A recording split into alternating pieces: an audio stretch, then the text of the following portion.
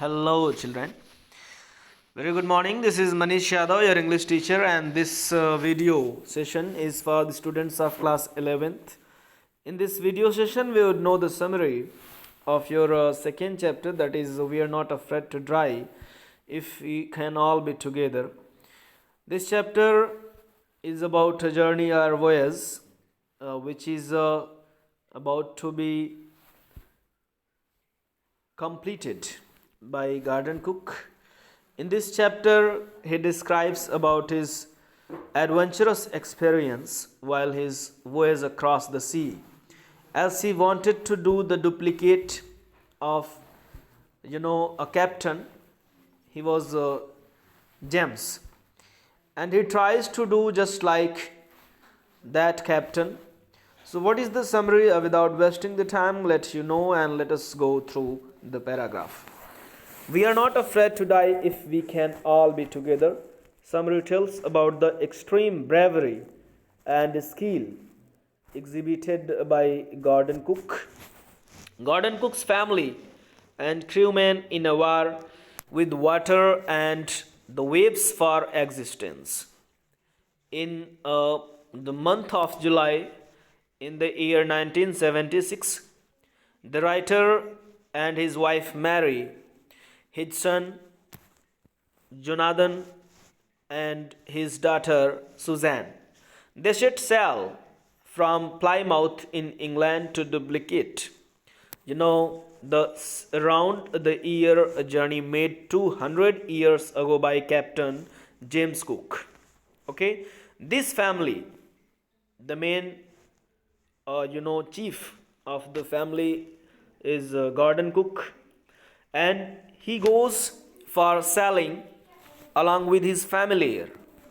And how many members of his family were there? His wife Mary, his son Jonathan, shortly he took his name Joe, and his daughter Suzanne, shortly he took her name Shui, and set sail from Plymouth in the England to duplicate the round the world across the sea journey made 200 years ago by the captain James Cook. What happens next? They took the trip in their professionally designed ship named the Wave Walker, accompanied by two sailors, Larry and Weasel, who was an American and herb sailor, a Swiss, to tackle one of the world's coarsest oceans, the southern Indian Ocean. They took two crewmen along with them, their name as it has been given, Larry and Weasel, who were American and herb sailor, a Swiss, and they went there to tackle one of the world's coarsest ocean, that is the southern Indian Ocean. So this is the beginning of this story. What happens next? Let you know. We are not afraid to die if we can all be together. The first portion of the journey, that is about 105,000 kilometers up to Cape Town, passed off very enjoyably. What happens? Let you know one by one. In the first portion of their journey, they enjoyed and passed 105,000 kilometers up to Cape Town from Plymouth in England. Means they enjoyably passed that much distance from Plymouth, where they started their journey from, up to Cape Town, and they did not face up any challenge and any problem while their journey from Plymouth to Cape Town. Up on the second day out of Cape Town, they started to encounter strong windstorms. Windstorms did not worry about the narrator. But what happens next on the second day of their journey? Not second day, it has been given here. On the second day out of their Cape Town, they started to encounter strong windstorms. Means Wind was blowing so fast, and windstorms did not worry about the narrator. But it was not the matter to think and to be worried about that. Windstorm did not worry the narrator, but the height of the waves was alarming up to 15 meters above, that was as high as the mainmast. But what was the problem to think and to be worried? It was rising waves. Okay, rising waves up to 15 meters above, alarming that it is a danger and dangerous as well as adventurous moment of their journey. And mainmast, this word has been described here. It is set upward, and it is used to measure the height and depth of water. Now, on the 25th of December, the winter's ship reaches in the southern Indian Ocean, that was about 3,500 kilometers to the east of Cape Town. After that moment, they moved eastward from Cape Town, and they passed 3,500 kilometers. The family welcomed the new year on the ship. Meanwhile, they celebrated Christmas Day on 25th December. At the dawn of 2nd January, the waves were huge in size. Unfriendly weather and massive waves forced the sailor to slow the speed of the ship, drop the storm jib, and take various other precautions. What happens at the dawn of 2nd January? This chapter about the facts. So every students have to listen very carefully, and they must be attentive and focused for the dates and the day of the journey. This is very very important to know. The waves were huge in size. What happens on the second day at the dawn of 2nd January? That is the waves were huge in size. Okay, this problem was being faced by the narrator and his family. And unfriendly weather. The climate was unfriendly. It was not familiar. It means it was changing itself, and the massive waves forced the sailor to slow the speed of the ship.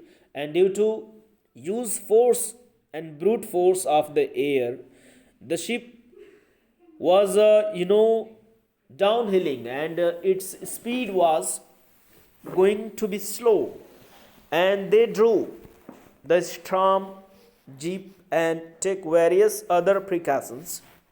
The risk was so obvious that the sailor accomplished a life raft drill, attached the lifeline boats and the life jackets.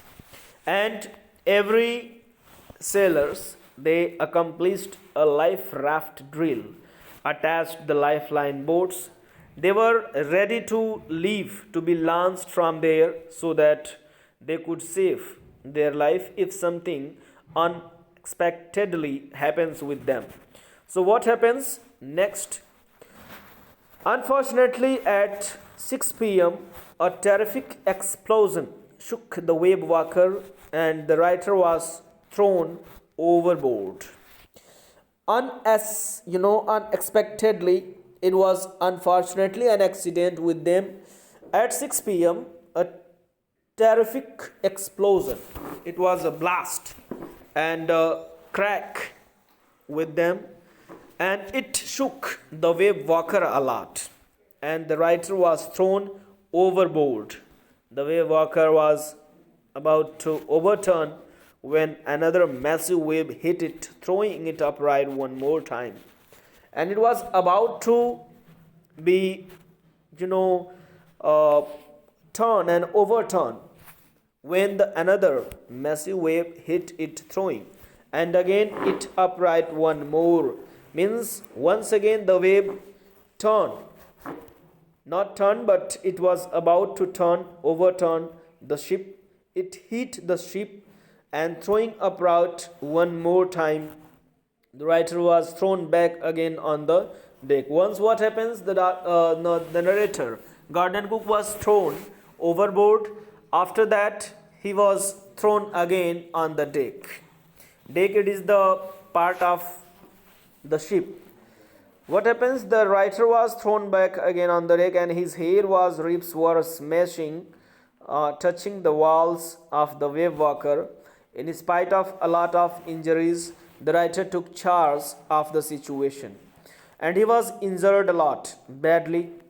In spite of that, he took the situation to control it. He decides to handle it on his own. He tries to handle the situation by himself. Larry and Herb started pumping out water from the ship. Water was everywhere on the ship due to that explosion. So these two crewmen, Larry and Herb, they were trying to pump out water from the ship. The author somehow managed the cover to canvas across the gaps to stop the water from entering into the ship. The author, Gordon Cook, he somehow managed to cover the hole with the help of canvas across the gaps to stop the water and from entering into the ship. Water was entering into the ship. So Gordon Cook, the narrator of the story, tries to stop and manage the hole so that water would not be entering anymore. Moreover, their hand pumps stopped functioning and the electric pumps short circuited. At the same time, luckily, the writer found a spare electrical pump that was in working condition. What happens unfortunately with the narrator? Their pumps stopped working and functioning, and their electric pumps also short circuited at the same time. So it was a terrific and very frustrating moment for the narrator as well as his family and crewmen. They were in a critical situation, but luckily after some time they found a spare electrical pump that was in working condition. The entire night everyone was pumping, steering, repairing the sending radio signals for help, but nobody was there. The author checked the charts and found that the Amsterdam, Isle of Amsterdam, a French scientific base, was their last hope. And narrator, he checked out the chart to see if something is there, a place or an island to drop over there. Finally, what happens? Sue and Joe got heavily injured. He describes in his story and his adventurous experience in his life. Sue, Suzanne and Jonathan, they got heavily injured, but they were not afraid to die if they were all together. Sue's head was, swelling, and she was having a deep injury.